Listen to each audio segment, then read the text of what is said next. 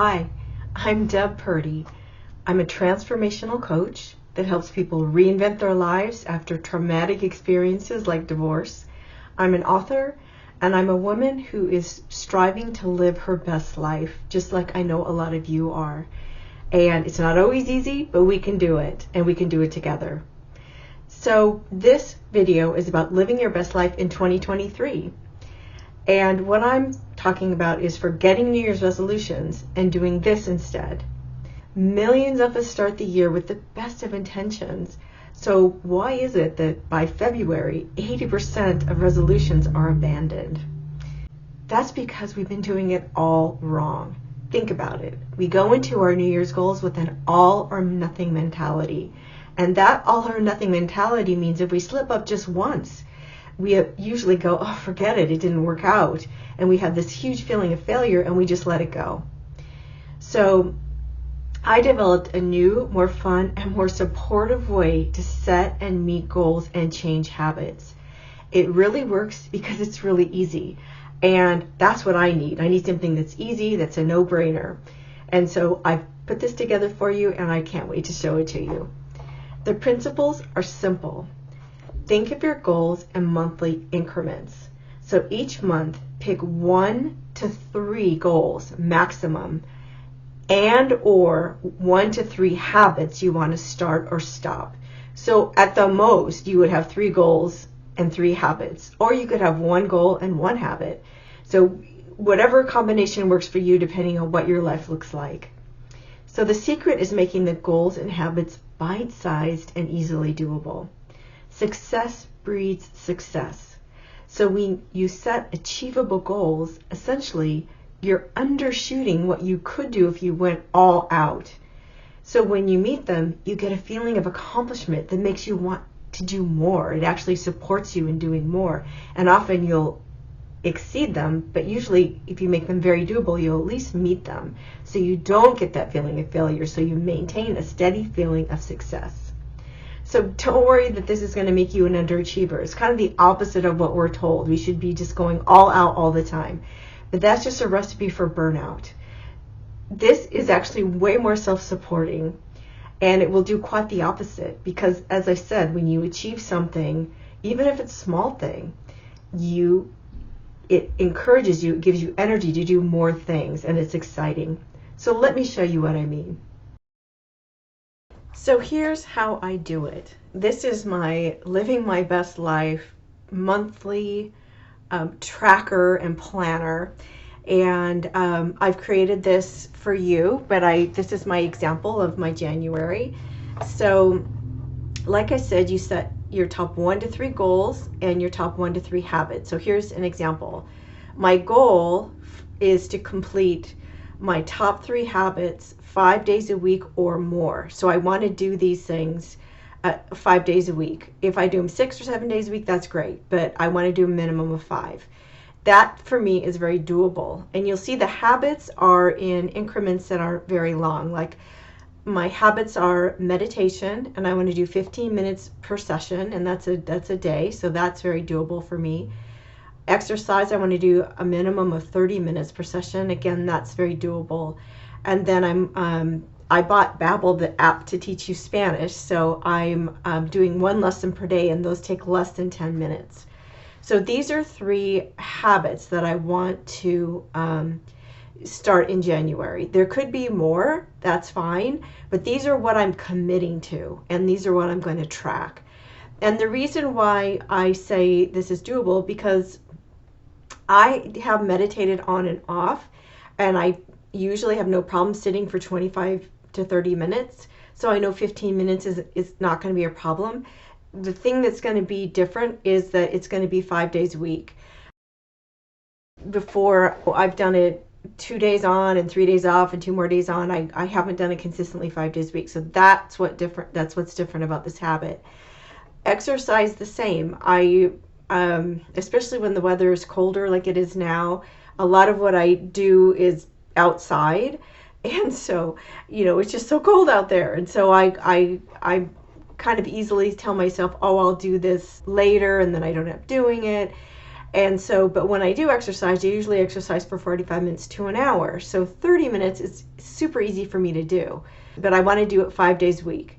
And then this practicing Spanish again, that's brand new. I haven't done that yet, but I want to do that 1 day a week. So these little boxes are to track the habits. So yesterday I did all 3 things. So I put an X.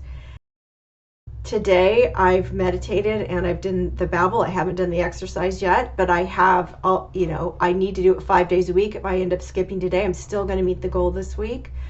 And so when you do them, you just put a check. I just know that these 3 boxes are associated with these 3 things in the order that they're in. Then next to the boxes are just space to write things that pertain to the goals. So my top 3 goals for this month, I've already said I'm going to complete my top 3 habits 5 days a week or more. So I leave it open to do more, but I don't have to have that feeling of success. This is a new thing. I'm going to limit TV time to 2 hours per week. So one way that I might use these boxes is to record in a week. If I watch some TV, I'm going to put it in there so I know that I've kept under 2 hours per week. And then another thing for me is I'm going to plan and enjoy 3 or more fun activities in January. So I have a couple of things already scheduled, a botanical garden trip with a few friends. I'm going to Palm Springs for a weekend with friends. And then I'm hiking with someone that I don't see often. I'm really excited about. I may add some more things in here. So I have put a blank version of this in a link under the video so that you can download this and do it for each month of the year. The other point I want to make is that say you have a long-term goal, say you have a vacation that you're planning for August and you want to save money for that vacation and you want to lose weight for that vacation and you want to plan that vacation or whatever, and you know that you need to start doing that earlier in the year. Well, you can use your goals that you're committing to do that. So you might say for January, lose 2 pounds. If you wanted to lose 15 pounds by August, you could divide that up, or you could say put $100 in my account, in my vacation account, or whatever. So these are the minimum things that you're going to commit to. And if you do these, you've had a great month. If you may have more goals that you want to achieve, but the more goals you have, the more you dissipate your energy. So it's really important to focus your energy on the things that are most important to you. And the reason why I love this is that in February, I might make one of these different. My meditation may go great and I might have meditated all month long. It wasn't a problem. So that's already a habit that I've established. So I could change this to something else that I want to do in February. Or, I might decide that I'm pretty good with this and I like only watching TV 2 hours per week and that I've had no problem doing it all of January. So I don't need to put it on as a goal. I can replace it with something else. So it's really flexible and it gives you a chance each month to focus on what's important to you that month and to build up to bigger goals for the year, but doing them in a month-by-month way that lets you a chance to establish habits that support you in meeting your goals. One last point I want to make is that setting goals is almost like a personal science experiment. You really get to test and try out what's important to you and what you want for your life. So in that spirit, if you set a goal that sounds like a good idea, but when it gets into practice, you realize you really don't want it. It's really not something that's lighting you up, or it turns out it's not that important to you. This is a no judgment zone. Setting a goal and trying something out, you get points just for showing up for that. And if you decide at the end of the day something that you thought you wanted, you didn't want, or maybe you want a version of it, but not how you said it initially, that's okay. Change it. This is your thing. This is your life. If you think you want something and you put it on there and you don't achieve it, look within and ask yourself a couple of questions. One is Do I want this? Is this something I really want, or is this something I think I should want, or other people think I should want? Do I want a version of this? Is this something that if I rewrote it or rethought it through, a different version of this would be something I wanted? Like, maybe you always wanted to write a book and you set a goal to write a chapter a month. And it turns out that's just too much, and it turns out it's not interesting to you. But you like writing, so you change that goal to writing an article per month that maybe you post on a blog somewhere. It's you exploring you. So what you think you want turns into what you know you want and what you know you don't want. And that is all in service to self-awareness and knowing yourself better and having a richer, deeper life, without judging, and all with self-compassion and self-love. So that's it. I told you it was simple. It's simple and it's fun. And because you're just planning for a month, the pressure is off. You don't have to think about what your whole year looks like. It may be for you like to plan for 3 months. So you do January, February, or March all at the same time.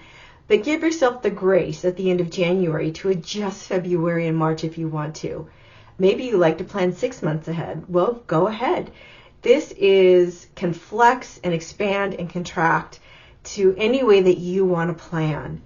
So I put a link to the worksheet under this video that you can use any way you want to. And I'll be checking in with you as time goes by to let you know how my goals are going and to find out how you're doing too. Okay, thank you and Happy New Year.